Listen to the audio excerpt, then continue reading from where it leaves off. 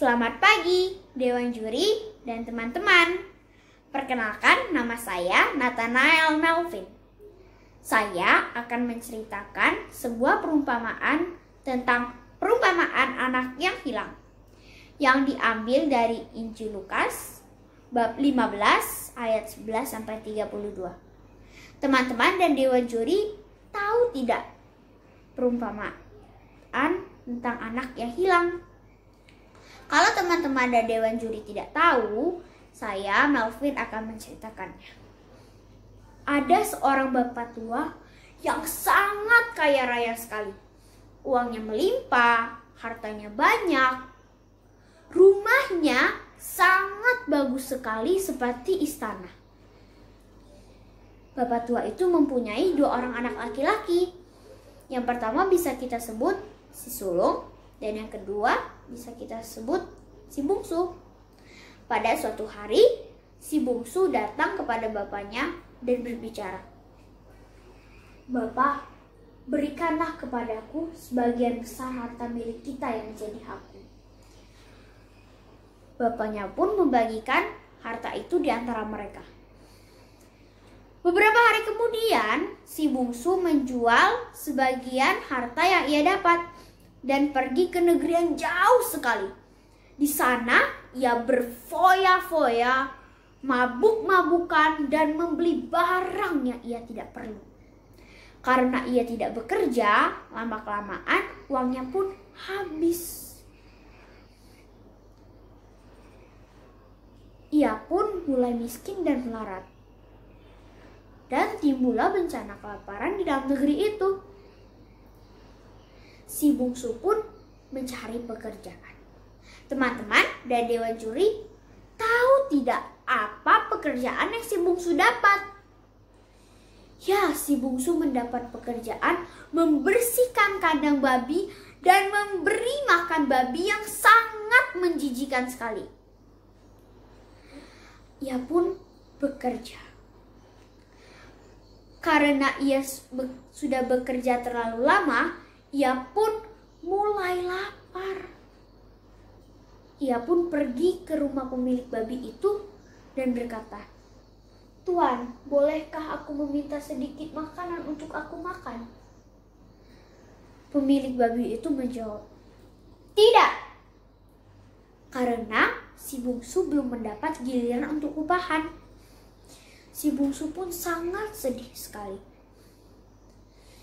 Ia pun diam-diam memakan ampas babi yang menjadi makanan babi itu. Pasti teman-teman dan Dewan Juri tidak mau kan memakan ampas babi yang menjadi makanan babi. Itu kan bukan makanan manusia, tetapi itu makanan babi, makanan hewan. Itu pun sangat menjijikan sekali. Si bungsu pun memakannya. Dan ia terpikir suatu hal, yaitu betapa banyak pekerja bapakku yang uangnya berlimpah, tidak pernah kekurangan makanan. Sedangkan aku di sini hampir mati kelaparan. Aku akan bangkit dan kembali kepada bapakku. Ia pun berkata ke dalam hati, "Bapak, aku telah berdosa terhadap Bapa dan terhadap surga. Aku tidak layak lagi disebutkan anak Bapa. Maukah Bapa menjadikan aku sebagai upahan Bapa?" Ia pun meninggalkan pekerjaannya dan pergi kembali ke negeri bapaknya. Dari kejauhan, bapaknya sudah melihat si bungsu. Tergeraklah hatinya dengan belas kasihan. Bapaknya pun langsung berlari. Ketika si bungsu melihat bapaknya sedang berlari, si bungsu pun ikut berlari. Mereka pun bertemu, mereka berpelukan. Si bungsu pun berkata, "Bapak, aku telah berdosa terhadap Bapa dan terhadap surga. Aku tidak layak lagi disebutkan anak Bapa. Maukah Bapa menjadikan aku sebagai upahan Bapa?" Si bapaknya pun tidak mempermasalahkan masalah itu. bapaknya memanggil seluruh hambanya dan berkata, "Lekaslah bawa kemari jubah yang terbaik, cincin yang sangat mahal kenakanlah pada jarinya, dan sepatu yang sangat indah dan kenakanlah pada kakinya." Dan bapaknya juga memanggil salah satu hambanya dan meminta tolong hambanya untuk menyembelih anak lembu tambuk itu. Pada malam hari, bapaknya mengundang seluruh teman si bungsu. Pesta pun dimulai. Mereka makan makanan yang enak, berpesta dengan bahagia dan gembira. Si sulung, kakaknya yang baru saja pulang dari ladang, mendengar ada suara tari-tarian dan nyanyi-nyanyian. Si sulung pun bertanya kepada salah satu hamba, "Apa arti semua ini? Mengapa ada suara nyanyi-nyanyian dan tari-tarian?" Hambanya pun menjawab, "Adikmu telah kembali. Bapakmu telah menyembelih anak lembu tambuk itu." Si sulung pun marah dan tidak mau masuk. Bapaknya keluar. Si sulung pun berkata, "Bapak, telah bertahun-tahun aku melayani Bapak dan tidak pernah aku melanggar perintah Bapak. Tetapi belum pernah Bapak memberikan aku seekor anak kambing untuk bersuka cita dengan para sahabat-sahabatku. Tetapi baru saja anak bungsu Bapak itu datang, pulang.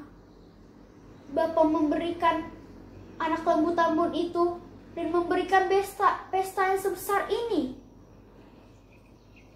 Bapak tidak tahu ia telah memboroskan harta Bapak dan telah meninggalkan kita. Untuk apa, Bapak?"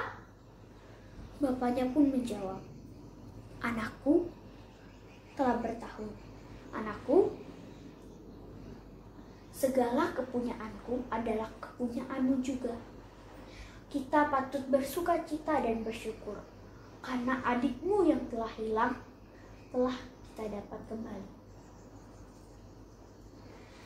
Nah, teman-teman dan dewan juri sekalian, pesan dari cerita tadi adalah teman-teman dan dewan juri tahu kan bapak yang bijaksana, si sulung yang setia kepada bapaknya, dan si bungsu yang berani bertobat dan mengakui kesalahannya.